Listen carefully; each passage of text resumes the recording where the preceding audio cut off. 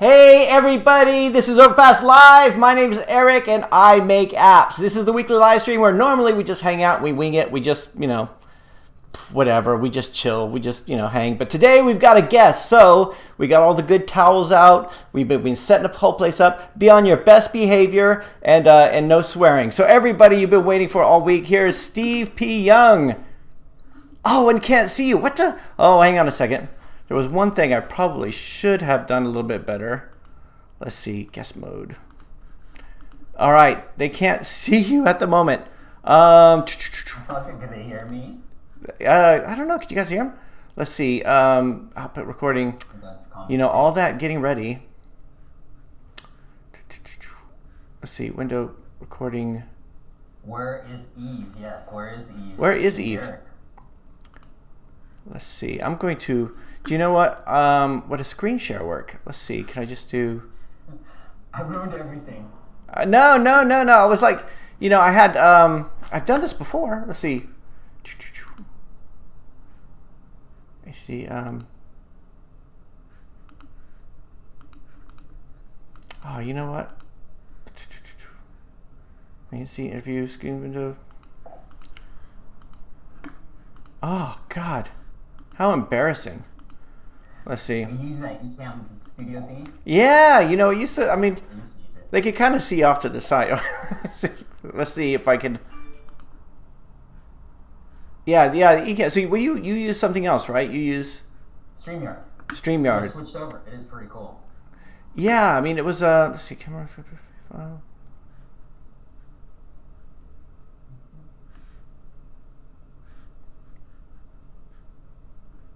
Let's see. That's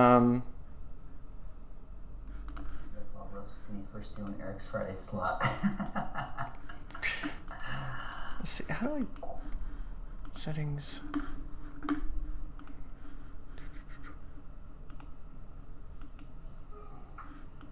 Let's see. All right. Oh God. Okay. Yeah. Ecamm Live sucks. All right. It's funny here. Let me just let me see. Maybe I could.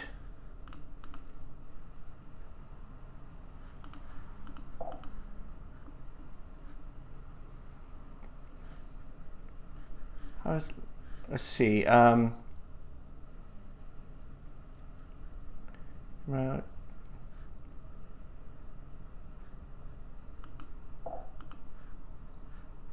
We can't see you now, Eric. Here we go. All right, so we've got all the cameras here. Nope, that's not. Let's see. Huh? Let's see. Eric is angry. God. All right. All right. So I wonder what's the best. More Eric jokes in the comments. Yeah, everybody. Yeah, everyone could just make fun of me today because I've just. Here I am. Look. I mean, God, how embarrassing. This eCam sucks. Let's see. Wow.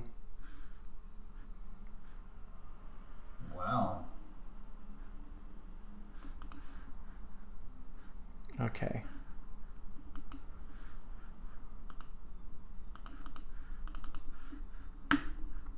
All right, let's do. God. Sorry, Eric. No. You can, I can come back next week if that works better. No, let's. Can we hang up and then try again? Let me just. All right, let's do that. Let's see if that works.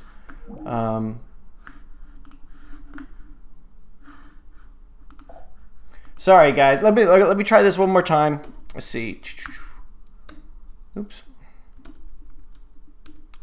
I'm gonna restart Skype as you do sometimes. There we go. Let's see if we got.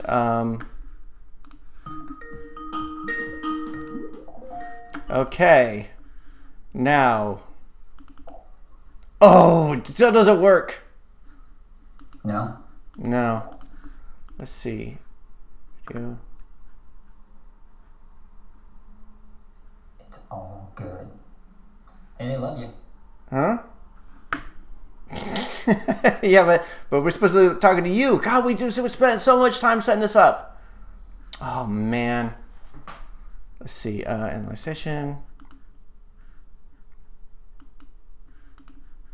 All right. So I guess I'm not gonna. Okay. So this is like I'm gonna make a like a video about how. My Skype? Do I need to update my Skype? I don't think so. Okay. This worked before. Let's see. Can you guys hear Steve? Marwin says Skype is for old people. Use Zoom. I don't know how to share Zoom. Let's see. Should we just have like one big Zoom call and we just all go there? Hey Eric, I don't want to ruin any of your live streams. It's best for you. Don't worry about me, man. All right, if you were in my situation, all right, let's see. Don't feel. I have no hard feelings for anything. If you want me back next week, I can come back next week too. All right, maybe we might have to do that. Oh, sorry about that, Steve. All right, everybody. Okay, this is a preview. Oh man, that sucks. This really sucks. I'm just like so embarrassed. Oh man. All right, so like they can hear me in the background. Just very low. Yeah, they can hear you. Like you got. Okay, you guys can watch me talk to Steve. So I'll just be facing this way. All right, sorry about that, Steve. God. All right. All right. It's a preview. It's a preview. It's a preview. Oh yeah, let me do the desktop share here. There we go. There we go. So this is like, yeah, would this work? I don't know. Would there be a delay? Yeah, let's see. This works, kind of, doesn't it? Oh no, but they can't hear you. If they can't hear you, then they can't hear you. Yeah, yeah, duh. All right. Well, anyway, this is what Steve looked like today. Sorry about that, Steve. All right, let's do it next week then. Yeah. All right, sounds good, brother. Sorry about that. That's all right, man. I'll stay in the comments for a little bit. All right. Okay. All right. Thanks. Talk to you later. All right. Dude, oh man, that is so embarrassing. Like, dude, it's like demo day. I mean, if you guys have ever done demos for a client, do you know what? But like, we set up a few minutes before, and for some reason, I thought, okay, test the audio, test the lights, test everything else, and then, didn't even test the Skype. But anyway, thanks, Steve, for showing up even briefly. Oh man. Okay, so first of all, when you guys ask I'm trying to use Ecamm Live with interview mode. I mean, I'm paying for the top tier Ecamm Live too. I'm not like just doing I'm doing top tier, like I'm paying the full amount, like the pro one. So that really sucks. But anyway, thanks everybody for showing up to the live stream. Let's see who's here. Matthew's here. Mega Man second. Let's roast Steve for stealing Eric's Friday slot. No. Hey Eric, finally happy to see you guys together on a live. Yeah, briefly. Oh, geez, you know what? That's like so. Where's Eve? Yeah, where is Eve Young or Derek Dooley? Either one of them should show up. Salanto Apps. Hey, how's it going, Salanto? Bizwajit, what's up, Bizwajit? Let's see. Anthony R says the two best YouTubers that cover apps together. Looking forward to it, dude. Yeah, but one of them doesn't understand technology very well. Apparently, one of them doesn't know how to set up a live stream. Then said enemy. What's up, guys? AppMaster. Oh, AppMasters is here. Boris, what up, my boy? Hey, Boris, how's it going? Let's see, need a dad joke in here. Yeah, that's a Steve's thing. Steve's a dad joke guy. Let's see, Steve, how many apps have you made that you own? We'll cover some of these next week. I don't know how to do. Oh, jeez. Interview mode. Let's see. Guest interview about. All right. Well, hey, but thanks for the thumbs up, everybody. Let's see. Carol VDW. Hey, Carol VDW, how's it going? Eric is angry. Dude, I'm not angry. You wouldn't like me when I'm angry. Let's see. Eric, you are an end user. I know it doesn't. You know what? I don't know. It's okay, Eric. We are devs. We know tech problems happen all the time. Yeah, I know. Let's see. I'll build an app. I build an app in the meantime. That's what I've been doing this weekend. I've been working with the Flutter project. Shall we come back in 30 minutes? Yeah, maybe we should have like postponed it, but let's see. My game's Dark Space Legends is finally published on the Play Store. Cool. Do you want us to have a look at it? Anthony R says it's all good. Thanks, Anthony. Appreciate it. Skype is for old people. Yeah, I know. It's dude, I thought Skype was a thing. You Zoom, Skype for Business, somewhat. Solano apps, you heard him, it was very low, so yeah, it wasn't working out. I know there was an interview mode and everything like that. Ecamm Live sucks. Okay, that's it. Let's see, App Master says 500,000 plus. You know how many total downloads they have? Casual Computing says just make him full screen and turn on the screen on a bit. Yeah, maybe, but you couldn't hear him okay. I mean, I knew. Can I get a dad joke from Eric, and Steve tell me what he thinks of Flutter? Man, Steve, they really like your dad jokes. Let's see. Ravi Sharma, this works fine for me. This works for me. This works. Oh, is this when we had him? Okay. Well, was that working? Was that working when we just did the full screen one? Because he might still be out there. Maybe we can get him back. Ecamm Live, I use with interview mode. Yeah, you know what? Where's interview mode? Because I know I've used that before. It's not like I'm,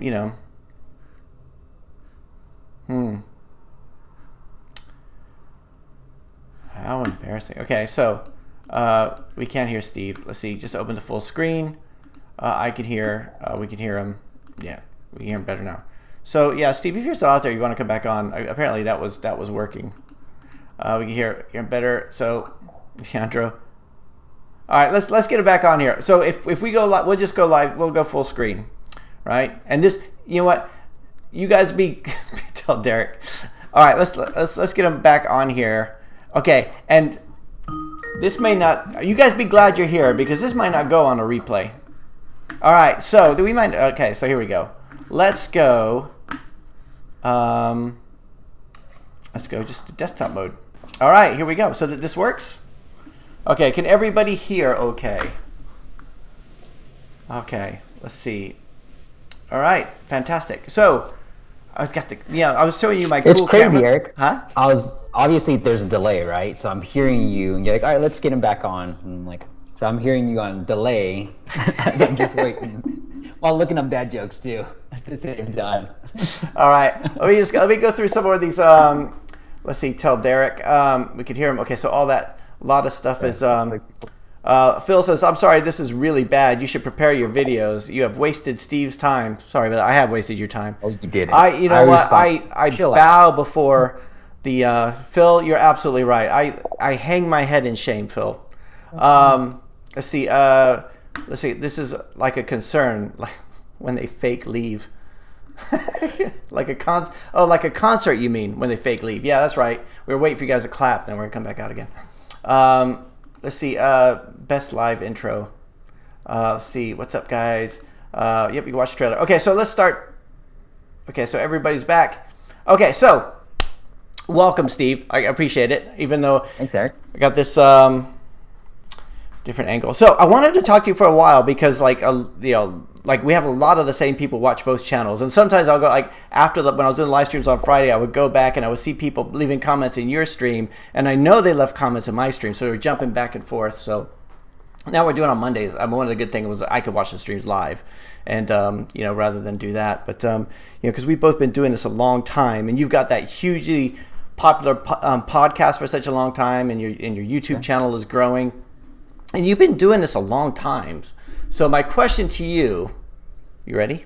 Is like over the years, what's the biggest change you've seen in like the app markets, like both for the App Store and for Google Play? Do you think it's getting more difficult? Do you think it's just way more crowded? Do you think it's like it's people make it out to be worse than it is?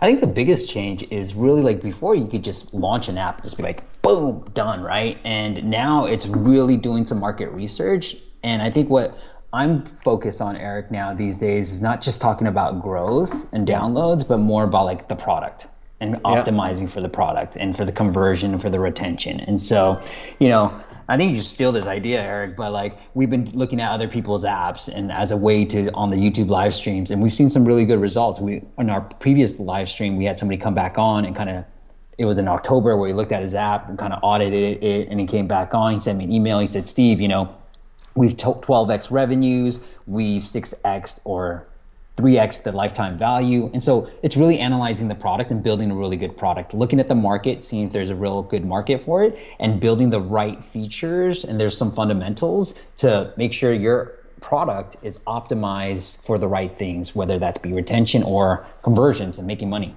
Yeah. So in terms of what's the biggest, like of all the people you've seen, what's the biggest problem that you think most people have?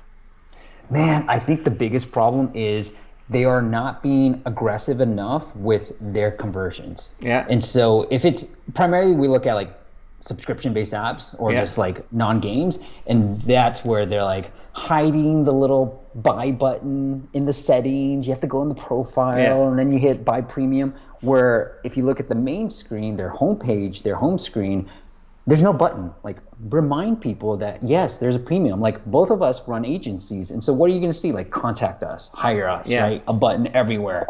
But on apps, we don't do that. We're like, no, I want you to use the product, love the product, and then it's like, yes, but what about the guy who told Eric, let's say I told somebody, you got to work with Eric, super good, right? Mm-hmm. So they're already ready to contact you and buy and like have you build their app. What about that guy? And I think the app developer is not thinking about that person. There's two different people. One that's just like browsing and just download your app through ASO or some other means. Another one that said, I heard it from a friend, I'm ready to pay you, right? Like, you got to make sure that guy converts too.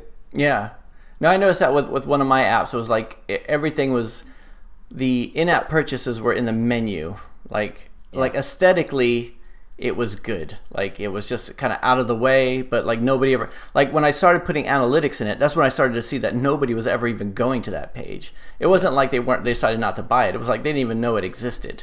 Like they were, they just never even made it there. So it was like when I did put that buy button, and plus that buy button on the front page was like, just kind of to remind them that they are using the free version. But, Totally. Yeah. Let's see. So Leandro's got a question here. Do you think that indie developers could still live off their apps in the next 10 years? So, yeah, this is, I mean, if you're wrong, we're going to check. So, like, in 10 years from now. Oh, yeah, this is recorded, right? Yes. I mean, look, I think we've seen it, and it's crazy to think the types of apps ideas that are making money in the space. And, I put a video out today about this motivational app. Now, granted, what I went through with the video was like, hey, here's the #1 app for motivation. They rank #1 for motivation. They're making $600,000. And I wanted to see what like the 3 and 4 would be ranking for and how much money they were generating. Because I think too many times we look at the top one and we're like, holy crap. But I've worked with enough indies and they're making, like, I've seen their revenue numbers and they've got like the weirdest apps that you've never even heard about, Eric. And so, yes, I do think it's still a possibility. You just have to do research. You can't just be like, I have this app idea. So I'm no longer building app ideas based off of what I want. Obviously, I look at the market. There's a market for it. I also want to see, like, would I want this? Yes. And then build an app for it. Cool. So, yeah, man. Cool. And so I know in the past that keywords field in iOS was like that 100 characters, don't repeat, don't, try to get a script crime. Is that still as important as it was in the past, do you think, or do you think it's less so? Yeah, it's still important. It's a little fundamental. It's kind of like SEO, right? Some of the things are still important to do with your H1 tags, your title tags, but there are other ways to hack the rankings. And so less important, this keyword optimization, I feel like it's still important to find out new keywords, and especially if you don't have a budget or any budget to run for marketing. But at the same time, like, there's other things that you can fiddle around with that will help you with some of the rankings. Cool. All right. So I know that I think I've been contacted by like your assistant or something in the past. So you work with because I work with offshore teams, and do you do too, or do you like have like, is your team like virtual, or they? Yeah. So they're all in the Philippines or India. Yeah. Okay. Yeah. Mine too. So I mean, how are you finding that? Like, because I've had hit because I've had like hit and miss. Like with like sometimes like I'll hire a bunch of people in the Philippines and they work out for a bit, and then like maybe not so, and then so I'm constantly doing it. And a lot of people ask me about that. So let's see what your experiences were. So you know what? Yeah, I've had a similar experience, and the two people have been working with me since 2013, so like 8-9+ years. I got lucky with that, right? And then it's one of the person, shout out to Merge, she hired our designer and he's been with us for a long time now. So I've had similar experience, and I think you just have to find that one. And the one that I found, Merge, I found her on Upwork, and we just have been working together since then. Yeah, like it was Elance back then, I think, but we've been working since then, and she was doing it part-time, and then she joined us full-time when she decided to leave her job and just work with me remotely. And so it is a hit and miss, but I've now let Merge handle all the hiring process, and that's been a game changer. Like, you got to find that one that you can trust, and hopefully she can hire out. And she was able to find out our designer, and we had a copywriter back in the day too, and so she helped us with all that, which was phenomenal. Yeah. Cool. So.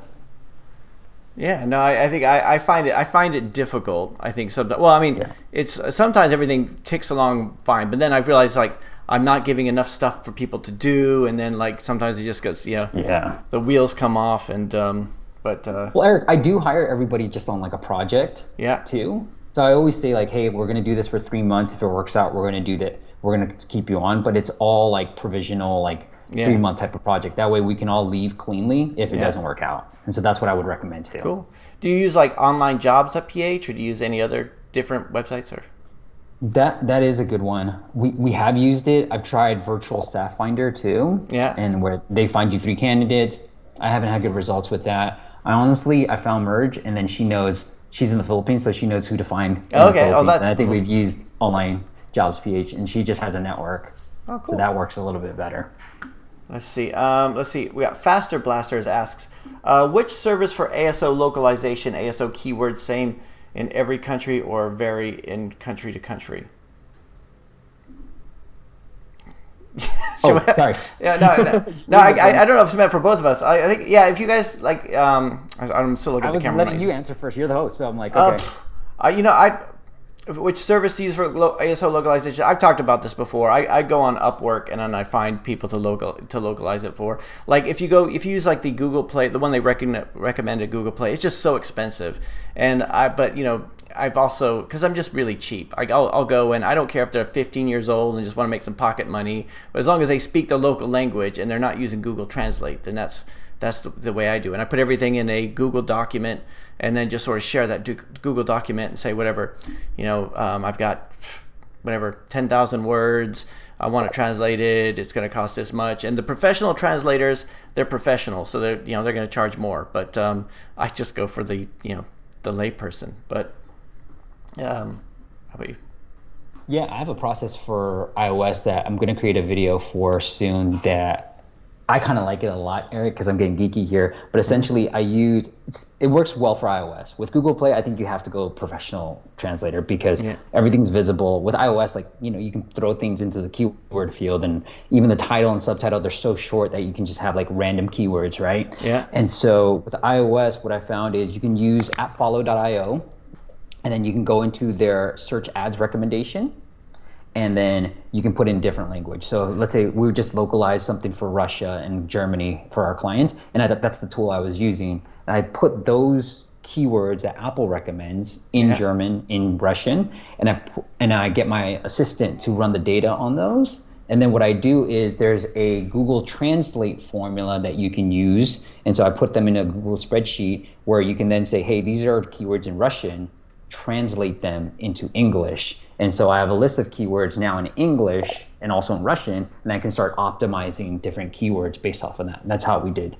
our localization. We actually, for one of our clients, we've seen really good results for Germany, just localizing the app title, subtitle, and the keyword field, and leaving the long description in English. Because for iOS, the long description doesn't matter. It's not indexed. But for Google, you're probably going to have to find, because everything is indexed and because the short description is so long, and you want to read like a sentence and not just like a headline, you probably want to get a professional translator to do that. But on iOS it's pretty easy using that process that I just sort of outlined.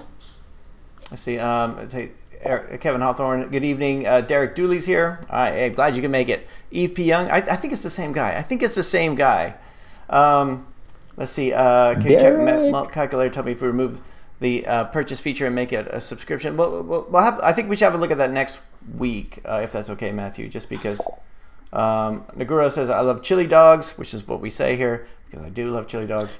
As have you both thought of collaborating on building and marketing an app together and then producing YouTube content on the process behind for both your channels? Yeah, I mean, it's like That'd be fun. yeah, maybe it's need to do something in that area. So like Steve, what's your like day-to-day phone? Like your like I've got like loads of phones here in front of me. Like I've got a bunch of Android phones and a bunch of iPhones, but there's only one that I use like to actually call people. So like what is your what platform do you use as your date? Like are you an iPhone guy or are you an Android guy? iPhone 10. That's what I've been using. All right, cool. Cool. And let's see. And like in terms of like ASO tools, I know we talked in the past about like Sensor Tower and stuff like that, but like is that still your favorite at the moment, or is it? Well, I love App Radar. In full disclosure, they do sponsor some of the stuff that we've done in the past, but I've moved over from Sensor Tower to App Radar because I felt like the data was pretty accurate in terms of like what they were providing me, and then App Radar is only $29 a month, and so that's the main reason I moved over. But then Mobile Action had a lifetime plan that I now have, which you guys should search for Mobile Action Lifetime and sign up for one of those because it's like $200 lifetime. You get access to the whole platform. So I do have a Mobile Action. I only pay for App Radar right now, and Mobile Action, I have a lifetime deal with them. Oh, okay, cool. Yeah. Let's see. But those would be my top three. Sensor Tower is still good though. Yeah. Nagajura says, any idea on how to resolve the ad limit issue in AdMob account? No, we get this question all the time, and when you're setting up something to begin with, it's just I think they just limit it if it looks suspicious, but I mean you can get it lifted. A lot of people on this channel have had it. It's been a long time since I've had mine limited, but so Steve, what would you? I mean, in terms of, I know a lot of people watch this channel. They use AdMob as their primary revenue. But I mean, but subscriptions seems to be like really popular. I mean, which one do you think is best? What do you mean? Like I mean, in terms of revenue. Like if you were gonna, like somebody came to you and said, "Hey, I'm thinking about getting into the app market. Like should I go with in-app purchases? Should I go with subscription? Should I go with ads? What would your recommendation to them be?" I think it depends. If it's a game, I think you're gonna have to go with the ad route. But obviously, most people are seeing more on the in-app purchase side. So if you're a game, I think ads and in-app purchase. If you're not a game, man, I would say subscription all day long. Right? It is the best, and it is something that's going to continue to grow. And it's one of those things where if you start, I have a whole thing on subscriptions, but you want to push the yearly as much as possible because the churn on the yearly is just so much lower. And so your lifetime value of a customer is going to go skyrocket if you can get them on the yearly plan. And obviously Apple and Google are starting to take less from the yearly ones too. And so yes, I'm a big proponent of subscription. And if Derek and Eve ever were to create an app together and show it on YouTube, I think we should do a subscription-based app. Okay, cool. Let's see. It'd be cute together, right? Derek and Eve. Eric Wroolie should create a little picture of Derek and Eve together. That's right, at the same time, yeah. Let's see. A Goldfish App says Eric is the king of app development and Steve is the king of app marketing ASO. So happy you guys are live stream working. Yeah, so like a lot of times I get questions about ASO, and it's like, I know what I know, and I'm not like, even then I've used Sensor Tower a few years ago, but like to me, whenever I use the ASO tools, I feel like I'm looking at the cockpit of an airplane. It's like there's so much here, right? And like there's too much going on, so then I end up just using like App Annie, like free version, just to check the keywords going up and down. But so yeah, that's why I say check out. See, Marlon says AdMobs keep deducting money from my revenue, invalid traffic, and I've seen other people complaining about the same thing. Any idea what's invalid traffic? Yeah, it usually means self-clicking or like you're testing without setting up as a test device. I mean, that's what I've seen in the past. So I would just make sure that you're like, even if you're just rendering the ads, it's still an impression. But really, AdMob's the only people you're going to be able to talk to answer that question for you. YK says, you guys know each other. That's right. We were in high school together. We were on the football team. We were. I was the nerd. Eric was the jock. He was the star quarterback. The jock. So okay, so what? So like no, when I was in high school, I was like in the newspaper staff. I was like not into any sports at all. So like, how about you? Were you like what were you like as a Were you like the jock? Were you the nerd? If this were the best breakfast club, which one would you be? Yeah. So, okay, here's what I would like the audience, their feedback. And this is what ask my wife all the time. Am I a nerdy cool guy or a cool nerdy guy? Right? Like, I want to know the difference. So I played baseball I played little league. And then when I got to high school, I was like, whoa, these people are really good. So I switched over to badminton. And I was pretty good at badminton, actually. And so I was varsity all 4 years. Wow. But that's what I played, was badminton. And now, Eric, I'm into pickleball. So I moved over. What's pickleball? Pickleball is, if you Google it, you'll probably see like 80-year-olds playing. But it is a combination of badminton, tennis, and ping pong all into one new sport that you play indoors or outdoors. But I love it. Yeah. So a couple months ago, I joined this boxing gym. I think it was just like, well, it was right before lockdown happened. So something I've always wanted to do. And I go in there and I'm hitting the bag and I'm just such lack of coordination. But it's like the most manly thing. Like my entire life, it was like newspaper staff. I mean, I was in Little League too, but then it was like, growing up, it's like, I'm not really a sports guy. When I was in the Army, we played basketball a bit, but like never on a team. Like I was never like varsity. I was never like anything. It was just so anyway, that's my latest thing is to go out and hit that bag. I feel so manly. Let's see. Nice. Let's see. Emilio says, question, what do you guys think about organic user acquisition through social networks like Instagram, YouTube, Facebook, etc.?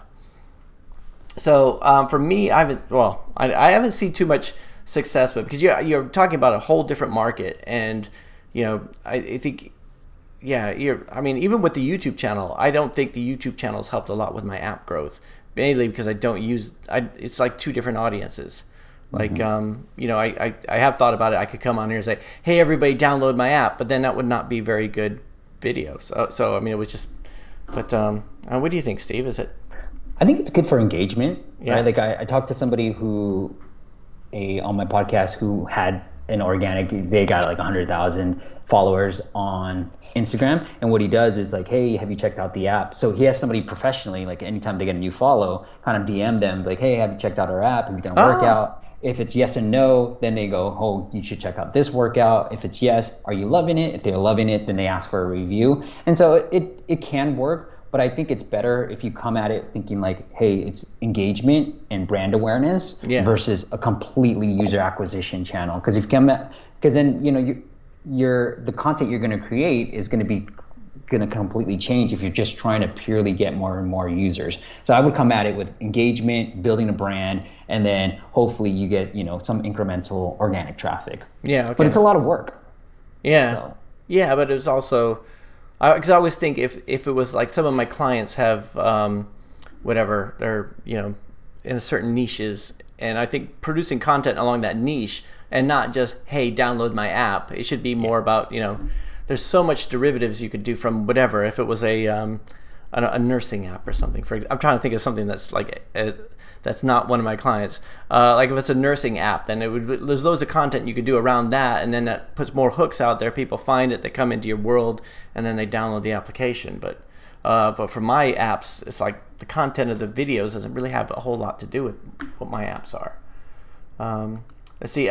Nikhil says, my app developer account got terminated without any reason stating illegal activity in the app, which wasn't true. It was my first app, and I didn't get any warning before that.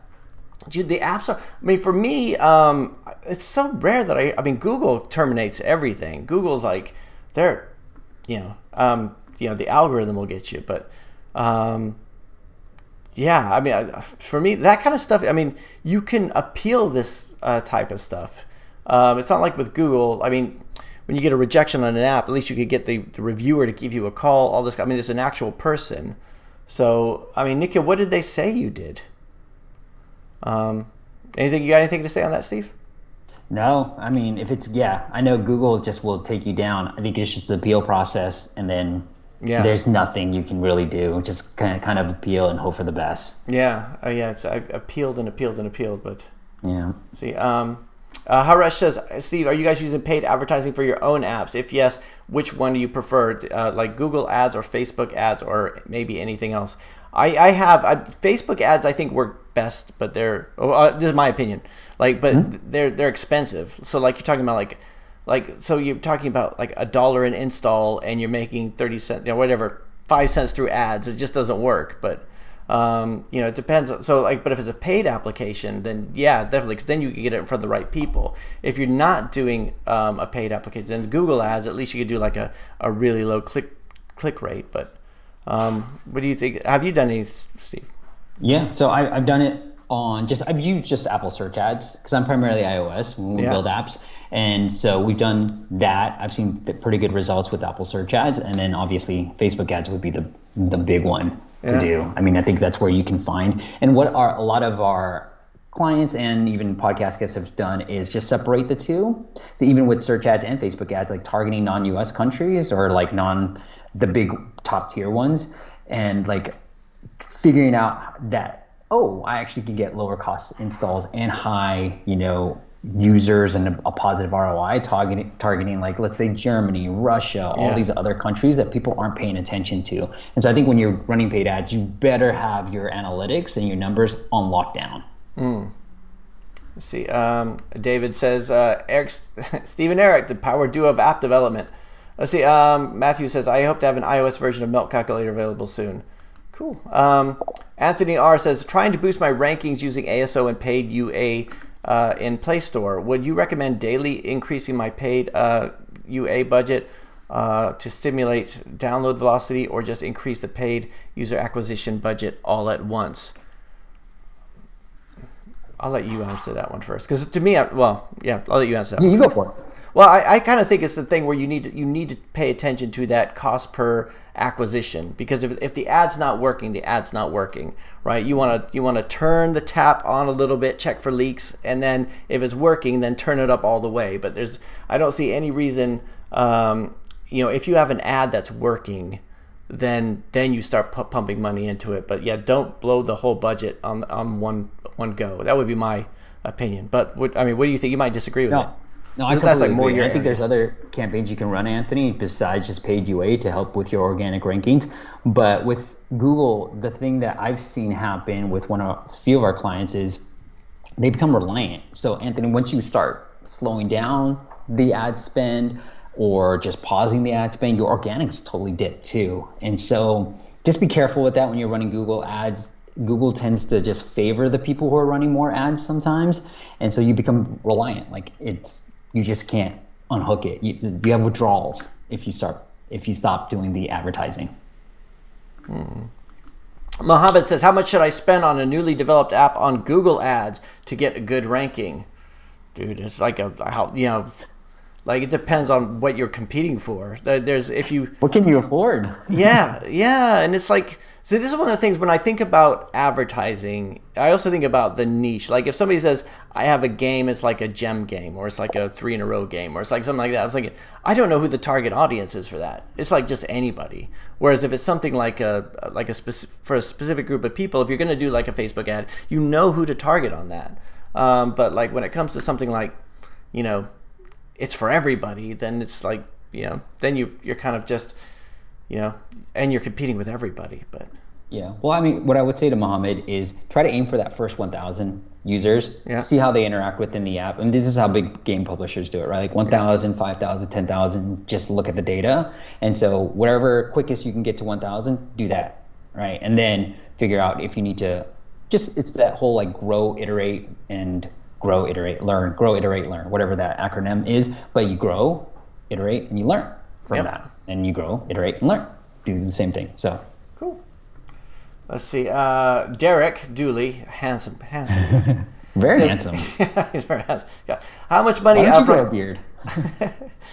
How much money have you made in? I did. I used to have. I had a beard all through. I shaved my beard off when I turned 40. It was like I had it for like 6 or 7 years, and it was getting all gray and everything. And that was before beards were cool, because now it's a thing. But and then when I turned 40, I was just like, dude, I'm shallow. What can I say? I was just like, it's gone.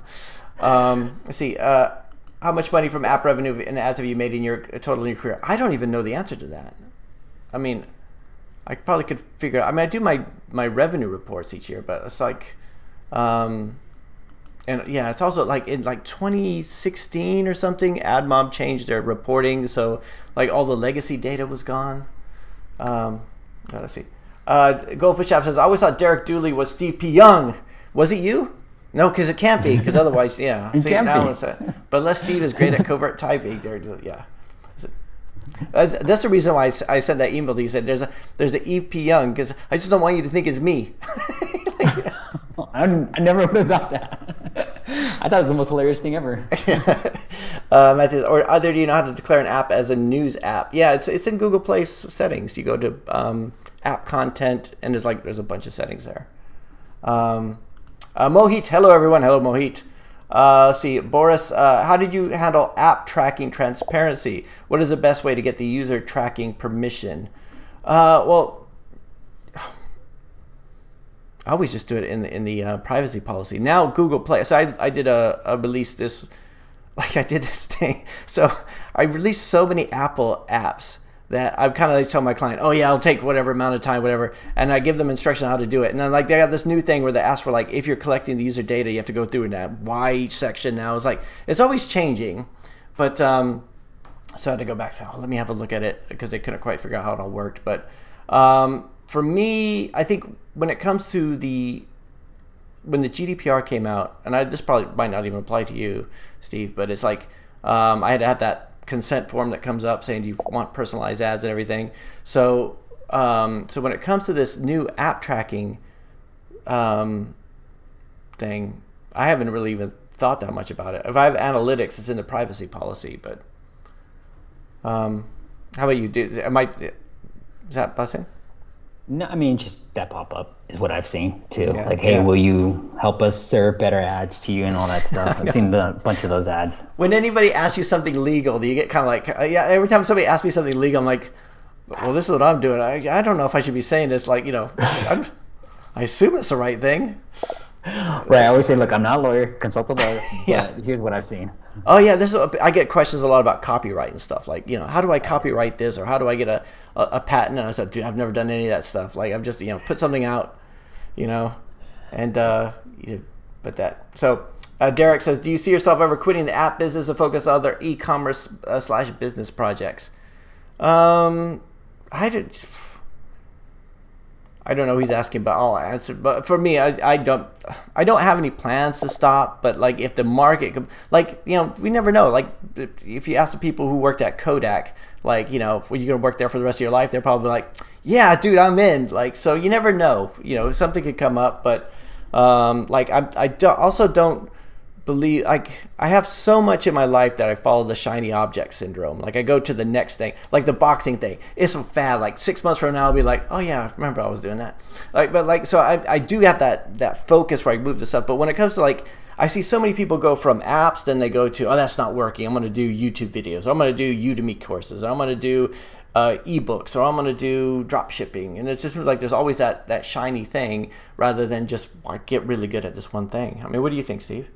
No, I feel the same way. I mean, do I see myself doing this forever? I really like it. And I think the main reason why I like it, Eric, is because it's always changing. Yeah. Right? Unlike other things where I might get bored of it, it's like the ASO stuff, everything is constantly changing, that it just makes it so much more interesting. And maybe because we both run agencies, like we get to see so many types of apps that it keeps it so much more interesting. Because I do usually get bored. Like if you look at my careers, I've jumped around quite a lot before, and this is the longest job I've ever had. Yeah. So, yeah. Cool. Let's see. YK says, thanks guys, your help was very invaluable. Thanks, YK. Nagajuro says, console account name and package name also matters for ranking in ASO. That's a statement, so I guess that's true. We're playing factor fiction. So yeah, I mean, that was one of the first app I did was called EarSpy, and it was like the package name was com.microphone.earspy. And the reason it had that, it wasn't because of an ASO reason. It was because the developer was a moron. Like, it was just like, he just released it. And I was like, why is it, like, it should be com.overpass. It's like, well, we can't change it now. It's like, so it's like, and then everyone keeps asking me, like, did you do that for ASO reasons? I was like, no, I can't change it. Like, I hated the fact that it was, and all these copycats out there are using that same package name. There's a com.microphone.something else. And it's like, dude, but I guess if it helps. But let's see. So Ada Max says, when you have a Google, if you have a Google One account, you can use Google Tech Support. You can talk to those people about problems in the App Store. Can you? Let's see. When you have a Google One account, you could call Google Tech Support. Can you talk to those people about problems in the App Store? I don't know. For me, whenever there's been a problem on the Google Play, I'm just like, you fill in a form, you hope for the best, you appeal, and I've had apps reinstated, and I've appealed them twice or 3 times, and it's just, when you have nothing else to lose, then. Have you ever had to like appeal in a suspension, Steve? No, but I don't do much on Google Play. Yeah. One of the things happened on iOS was I had like a Zeus slots thing. This is when reskinning was huge, but somebody's like, you can't use the word Zeus. I was like, fine, whatever. This app's not even making that much anyways. So I had to take that down. Yeah. But Apple usually stays out of it stuff. Yeah. And, they're not, they'll just warn you before they take something down. Yeah.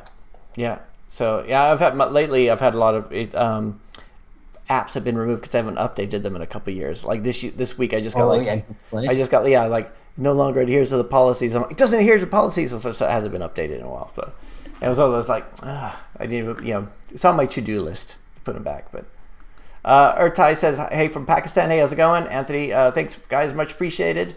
Nikhil says, appealing the app to Apple regarding the account termination won't help as they ultimately take down your account.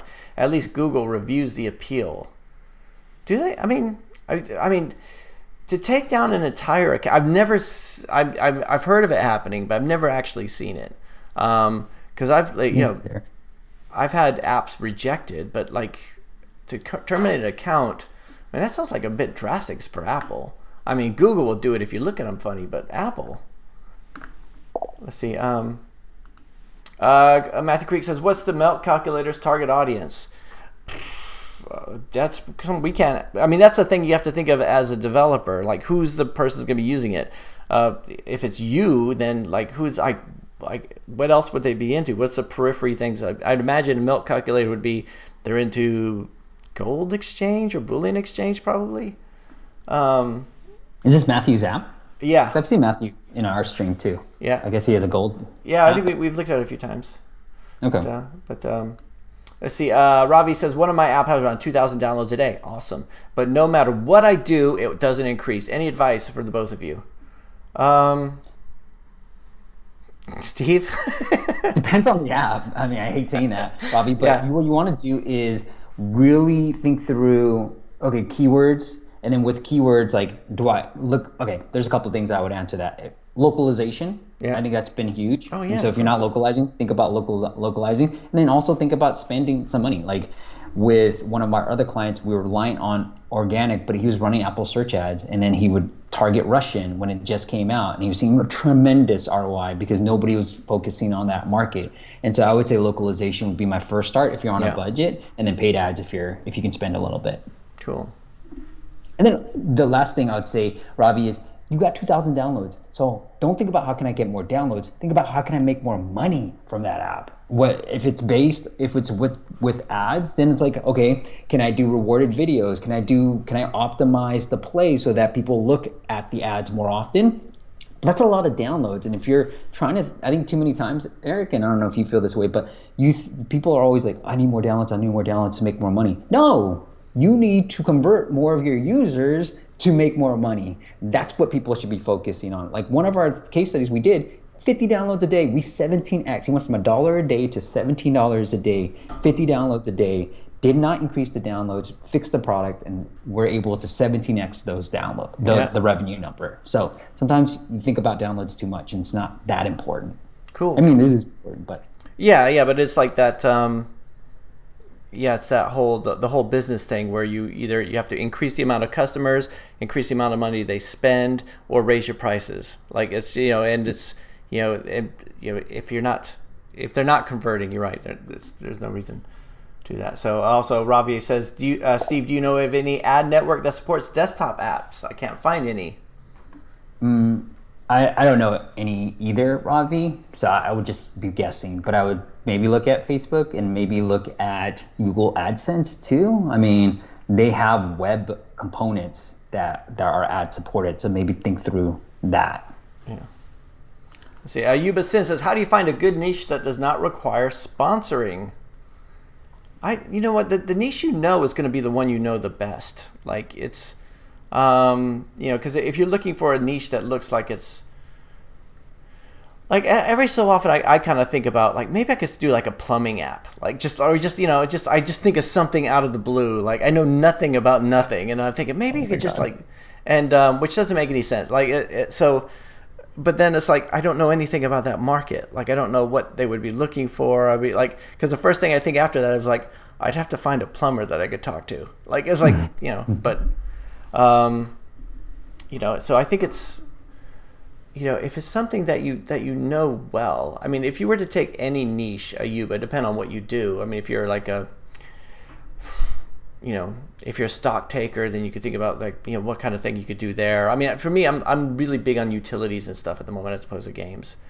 Just because I do so much stuff with clients, and it's always that you go in there and they need something specific for their job, and so that's something I like. But how would you, Steve? What's a good niche? It'd be cool if you just said like something like, just blurted. You know what? There's a meme app that I was going to do an audit on that is making pretty good money. I think it's like 100K or some ridiculous K. So here's what I would say to Yuba is go into App Annie, completely free. Go into some random category. Maybe you pick productivity, maybe you pick entertainment, you pick whatever.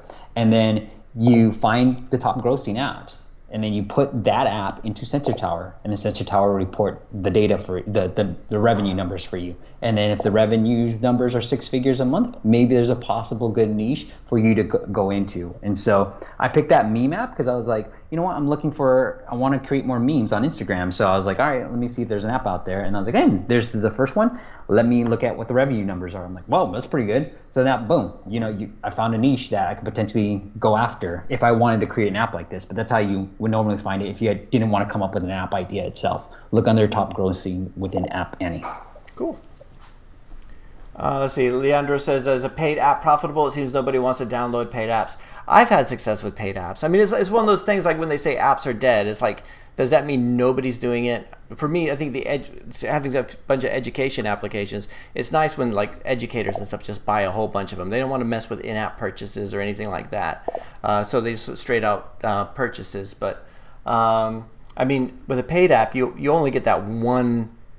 So like a lot of things seem to be subscriptions, but shouldn't be like a workout timer. I was like, why is that a subscription? Like, it's not like there's a back end server or anything, but it's like, if it's working for them. But I don't know. What do you think, Steve? You think paid apps are working anymore, or you think they're dead? I think I don't think they're dead. I think they still work. A friend of mine had a paid app that was doing pretty well, and he's running search ads, so he's pretty much printing money because he was able to find it profitable. But I do think that if you want to build a bigger business, then obviously subscription apps are where it's at. So paid apps will probably get you a certain point, and then subscription apps will get you so much further. Yeah, my whole thing has always been to have like the free app and a paid app, and just like just same code base, maybe like a few variables changed in the middle or something like that. But I had a few. I spoke to a lot of people who just had like a paid application, and they just they just took off. I mean, they were like and they're charging a lot, like $10 or like $9.99, and so they're able to spend a lot on advertising, and they don't have that. They're not competing with their own free version, and they're just they're able to make it work, and it's make it a decent revenue from it. And then I kept thinking, maybe I need to rethink the way I do things. But I guess it depends on how niche it is and how if you get people to pay for it, then you get people to pay for it. Mr. White, hello. Let's see. Steve, Derek says, Steve, what are your favorite YouTube channels? I'm on it right now. Yeah, I'm right. This is it. Let's go. Yeah. Now, let's see. Video games are probably where I'd go. Says Matthew. Muhammad says, are you guys publish apps on Huawei store? Or I just can't figure out how to register my app in China. It's a copyright kind of thing, and you have to launch apps in a Huawei store. Yeah, I've set up that Huawei account, and I've never done it. And I know I could probably just take the APKs and move them over. Over the past, I've done all kinds of try to do, on Tencent and not Huawei, but like a bunch of Chinese app stores, and it's a pain, and with iOS it's easy. I mean, until they started making you fill in that stupid form that was in Chinese. How about you, Steve? I mean, have you done anything on Huawei stuff? No. Yeah, I mean, people have told me it works well, but people also told me that Amazon works well, and I haven't really had a lot of success with it. Like, it's just, for me, Amazon was like, and everyone hates my apps on Amazon, like the nastiest reviews. Let's see, let's see. Matthew says, if you say your app is not a news app, you're done. If you say it is, you have to prove your source of your articles, whatever that means. Yeah, Matthew, I've never done anything like that.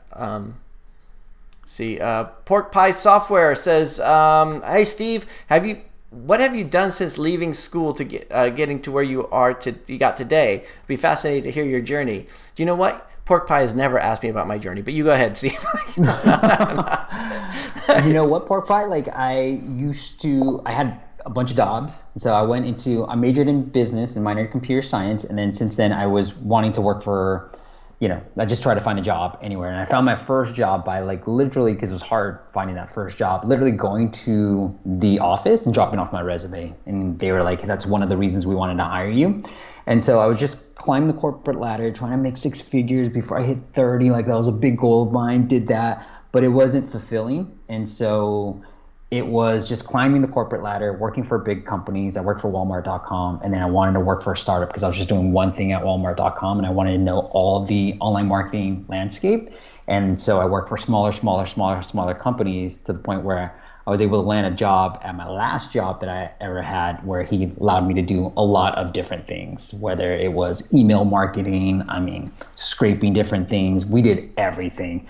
And that led me to this. And I think the pivotal moment in my career that led me to this particular spot in my life is just starting a podcast and interviewing people that are way smarter than me within the app industry, and then trying to learn alongside my audience. And that changed everything. So 6 months after starting that podcast, I ended up leaving my corporate job and then doing this particular full time. And so didn't really know how I was going to make money when I left that job. I didn't know it was going to be an agency, but the agency started because I was just like, I'm going to throw up this ugly one pager on my website and see if anybody would be interested in paying me $500 for an app launch. And then enough people started getting interested that I increased my prices and started doing more and more of that stuff. But I think it shows that what you've done really well, Eric, is building that audience, putting in trust with that audience, putting in all the content. And the content doesn't pay off till later on, but once it pays off, it will start paying off. And so that has completely changed the game. Just connecting with people like you, man. Oh, cool. Thanks. Let's see. Yuba Sin says, how niche, we already answered that one. App for forces, nah.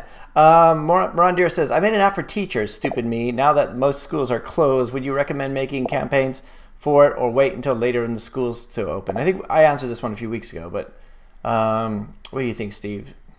Yeah, I'll go with whatever your answer is. Depends on. Yeah, I think what I said was, it goes back to what we talked earlier about the social. Like, if you're gonna do it, it's like you don't want maybe not necessarily advertise and get them straight to your app because they're not ready to make a buy yet. But you could bring them into your circle by other kinds of content. Maybe get them on an email list or something like that.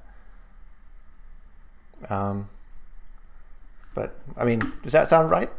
Yeah, no, I agree. It's funny, but when I'm on the other end, Eric, your end is hard. Like, you gotta look at the comments. Now I can just really look through all the comments that people are leaving. They're hilarious. Right. I get to the bottom of the comments. I'm like way behind, and I find like, oh, your sound's off or whatever, or like you're a moron or whatever. It's like, okay, all right.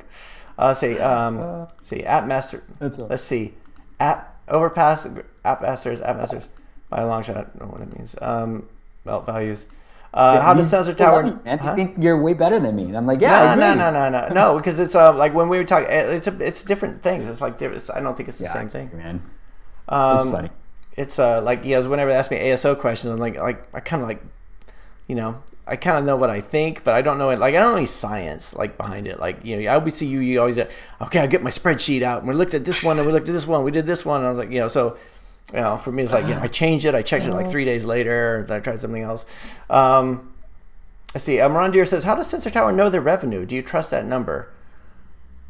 It's not always accurate, but it's accurate enough, right? Like, where else are you going to get that number? And if we compare it to, my numbers and my clients' numbers, it's not always accurate, but it's not like super off base where they're making 5,000 and Sensor Tower's, reporting $100 million or $1 million. So it's in the ballpark.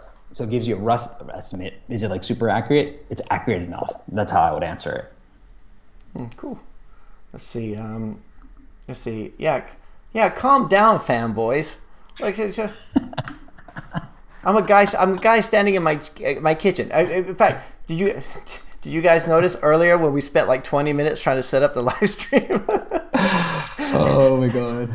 Let's see. Steve, do people still make money from ringtone apps? I mean, I have a client that has a ringtone app. And oh, really? He's making money. Yeah. Oh, wow. Okay, cool. Spencer He's got Deppa's. a official license. That's what his difference is. Okay. Spencer's been on your, I know he's on your Facebook group. Yeah. Good to see you guys together. I can see you too. Overpass. Agreed. Superman 1 says, this is Steve's favorite channel, but he made his live in the same time as yours. That's fine. I thought that was hilarious. Eric, I had no idea. Honestly, I'm never on YouTube. No, it's fine. EP Young is here. Yeah. I mean, EP Young is the best Photoshop skills. Didn't even blend it. didn't even blend it in. Just thought, good enough. I was like, that's my kind of designer. No one will notice. Huawei doesn't accept Google packages, as far as I know. Ads, in-app purchases, etc. all have to change. Yeah, probably they would. Let's see. Thank you. Let's see. So I know it's been an hour already, so we're gonna wrap this up. Is there anything we should get to? Description in the comment section matters for ranking and the top suggestion. Well, like you said, it doesn't do on iOS, which actually I didn't even know that. I think I focus so much on the App Store. But let's see. How do you make first-time app with no marketing budget?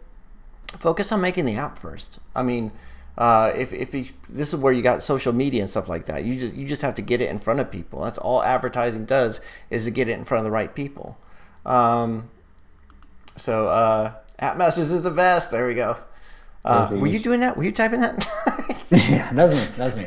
How do you get your leads? By doing a lot of stuff like this.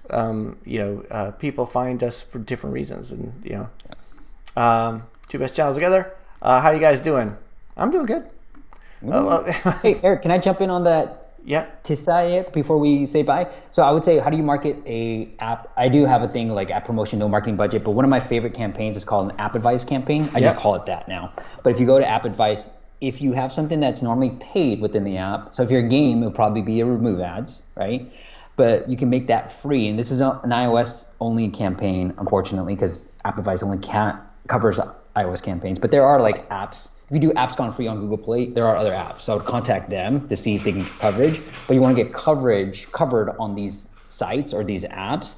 And then because you're getting covered by these apps, you're able to drive thousands of downloads. So for games, it's remove ads. For non-games, with subscription apps, you can do longer trial periods. But essentially, it's like a coupon campaign where you're giving away something that's normally paid. You give it away for free, and you get press for it on these type of apps and websites.